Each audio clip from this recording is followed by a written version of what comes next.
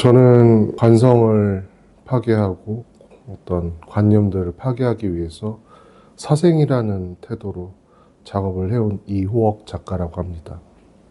인간의 영역이 아닌 곳에서 작업을 전개하는 것이 제 작업의 태도이고, 그런 상태에서 채집된 이미지들로 하나의 오케스트라처럼 제 의도를 비추는 방식의 작업을 하고 있었습니다. 제가 원하는 도상들을 채집하기 위해서 육체적으로 아주 힘든 상황들을 맞이하게 됩니다.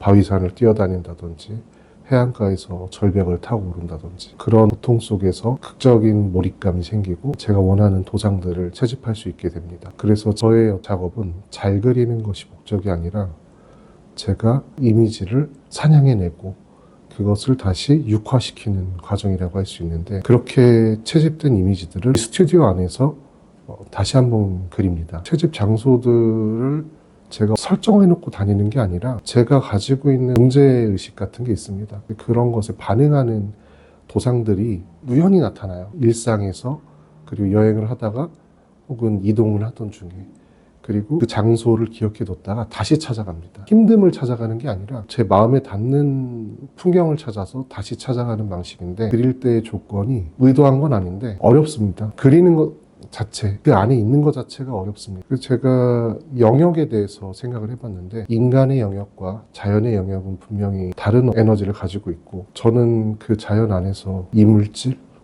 타자, 그런 작용을 했던 것 같아요. 언어라고 생각을 해요. 제가 무엇을 느끼고 어떤 문제의식을 가지고 그 문제를 어떻게 해결해 갔는지, 이런 것들을 고백하는 과정에서 지필목이 익숙한 언어였던 것이고, 그리고 최근에는 벌목된 통나무라든지 풀이라든지 나무 조각, 흙, 이런 것들도 전시장에 끌어오는 작업들을 하고 있는데, 점점 유려하고 정제된 언어가 아니라 원시적인 소리에 가까운 것들을 끌어오는 것이 이제 제 작업이 변하고 있는 상황인 것 같습니다. 저는 사회현상에 관심이 많은 편입니다. 자연에서 작업을 하는 모습들이 사회와 분절돼 있고 상관없는 작업을 한다고 느낄 수 있겠지만, 제가 문제의식을 발현했던 모든 장소는 인간계였어요. 비로소 자연 속에 있을 때 인간계를 명징하게 볼 수 있다고 생각을 했습니다. 그런 이유로 자연에서의 작업들은 결국에는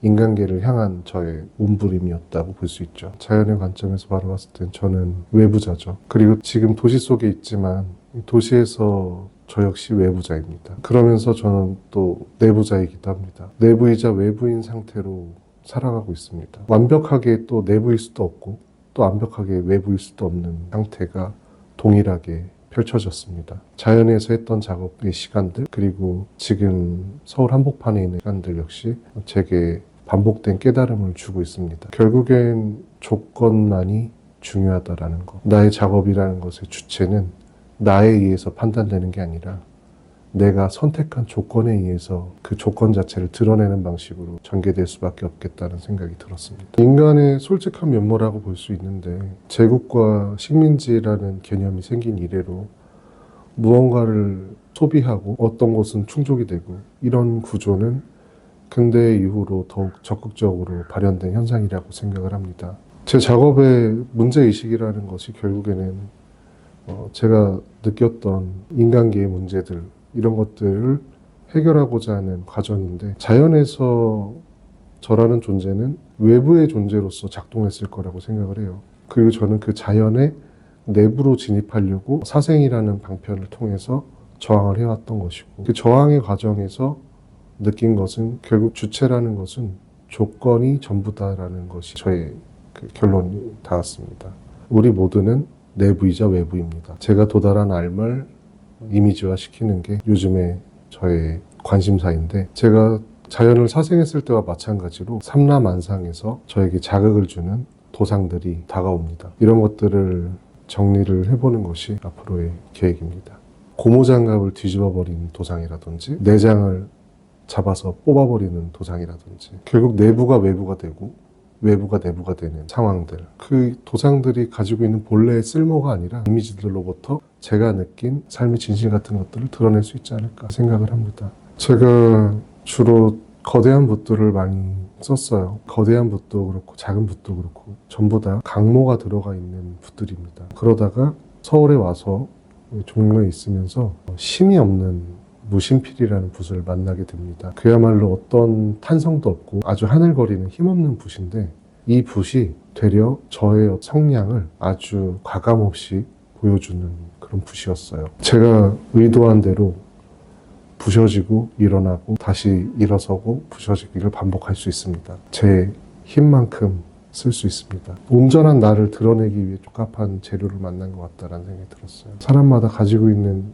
힘과 성량과 필력 이런 것들이 다 다른데, 무심필은 그런 걸 좀 온전히 담아낼 수 있는 도구가 되지 않을까 그런 생각을 합니다. 영원히 살게 하는 유일한 방식인 것 같아요. 우리는 유한하잖아요. 가치 있는 것을 남겨낼 수 있는 방식인 것 같습니다. 결국 제 생각을 남겨내는 방식이겠죠. 저는 저를 갱신하는 방식으로 살아가는 사람이고, 분명히 작년의 저보다 지금의 저가 더 나은 사람일 거라는 노력으로 살아가는 사람이고, 그래서 오늘보단 내일이 나은 저라는 사람과 함께 짧은 인생을 즐겁게 살아가는 친구들로서 그렇게 애정 어리게 바라봐 줬으면 좋겠습니다.